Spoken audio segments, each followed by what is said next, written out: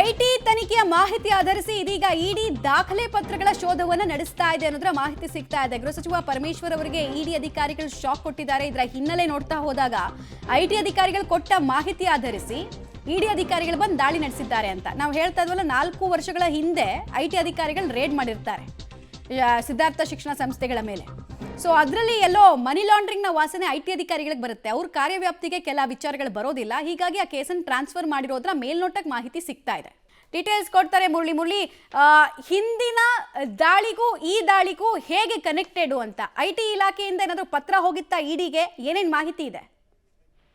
ಮಮತಾ, ಏನಾದ್ರೆ ಪ್ರಮುಖವಾಗಿ ಈ ಪ್ರಕರಣಕ್ಕೆ ಸಂಬಂಧಪಟ್ಟಂತೆ ಸಾಕಷ್ಟು ಮಾಹಿತಿಗಳು ಬಹಿರಂಗ ಆಗ್ತಾ ಇರೋದು. ಕಳೆದ 4 ವರ್ಷಗಳ ಹಿಂದೆ ಐಟಿ ಅಧಿಕಾರಿಗಳು ಇದೇ ಪರಮೇಶ್ವರ್ ಅವರ ಮಾಲೀಕತ್ವ ಮತ್ತು ಸಹಭಾಗಿತ್ವದಲ್ಲಿರುವಂತಹ ಮೆಡಿಕಲ್ ಮತ್ತು ಇಂಜಿನಿಯರಿಂಗ್ ಕಾಲೇಜ್ಗಳ ಮೇಲೆ ದಾಳಿಯನ್ನ ನಡೆಸ್ತಾರೆ. ದಾಳಿಯನ್ನ ನಡೆಸಿದ ಸಂದರ್ಭದಲ್ಲಿ 4.5 ಕೋಟಿಯಷ್ಟು ಹಣ, ಅಂದ್ರೆ ಈ ಪರಮೇಶ್ವರ್ ಅವರು ಯಾವುದೋ ಒಂದು ಭೂಮಿ ಖರೀದಿ ಮಾಡೋ ವಿಚಾರಕ್ಕೆ ಒಬ್ಬ ಅಲ್ಲಿಯ ರೈತನಿಗೆ 4.5 ಕೋಟಿ ಹಣವನ್ನ ಕೊಟ್ಟಿರ್ತಾರೆ. ಹಣವನ್ನ ಕೊಟ್ಟಕ್ಕೆ ಸಂಬಂಧಪಟ್ಟಂತೆ ಆ ಸಂದರ್ಭದಲ್ಲಿ ಐಟಿ ಅಧಿಕಾರಿಗಳು ಆ ಹಣವನ್ನು ಕೂಡ ವಶಕ್ಕೆ ತೆಗೆದುಕೊಂಡಿದ್ರು. ಜೊತೆಗೆ ಪರಮೇಶ್ವರ್ ಅವರ ಮನೆಯಲ್ಲೂ ಕೂಡ ಆ ಸಂದರ್ಭದಲ್ಲಿ 70 ಲಕ್ಷ ಹಣ ಸಿಕ್ಕಿತ್ತು.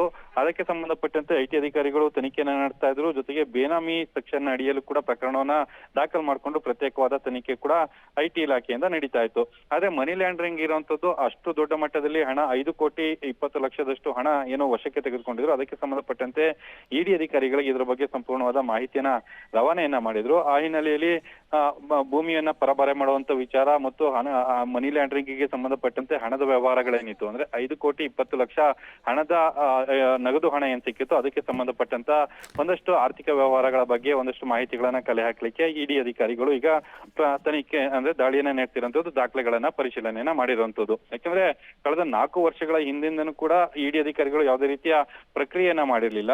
ಆದ್ರೆ ಇವತ್ತು ಏಕಾಏಕಿ ಬೆಳ್ಳಂಬೆಳಗ್ಗೆ ದಾಳಿಯನ್ನ ನಡೆಸಿದ್ರೆ, ದಾಳಿಯನ್ನ ನಡೆಸಿ ದೆಹಲಿಯ ತಂಡದಿಂದನೇ ಈ ದಾಳಿ ನಡೆದಿರುವಂತದ್ದು. ದಾಳಿಯನ್ನ ನಡೆಸಿ ದಾಖಲೆಗಳನ್ನ ಪರಿಶೀಲನೆ ಮಾಡ್ತಾ ಇದ್ದಾರೆ. ಆದ್ರೆ ಅವತ್ತು ಐಟಿ ದಾಳಿ ನಡೆದಂತಹ ಸಂದರ್ಭದಲ್ಲಿ ಪರಮೇಶ್ವರ್ ಅವರ ಮನೆ ಮೇಲೂ ಕೂಡ ಐಟಿ ದಾಳಿ ನಡೆದಿತ್ತು. ಆದ್ರೆ ಇವತ್ತು ಪರಮೇಶ್ವರ್ ಅವರ ಮನೆ ಮೇಲೆ ಇಡಿ ದಾಳಿ ನಡೆಸಿಲ್ಲ. ಕೇವಲ ಅವರ ಮಾಲೀಕತ್ವದ ಮತ್ತು ಸಹಭಾಗಿತ್ವದ ಜಾಗಗಳಲ್ಲಿ ದಾಳಿಯನ್ನ ನಡೆಸಿ ದಾಖಲೆಗಳನ್ನ ಪರಿಶೀಲನೆ ಮಾಡ್ತಾ ಇದ್ದಾರೆ.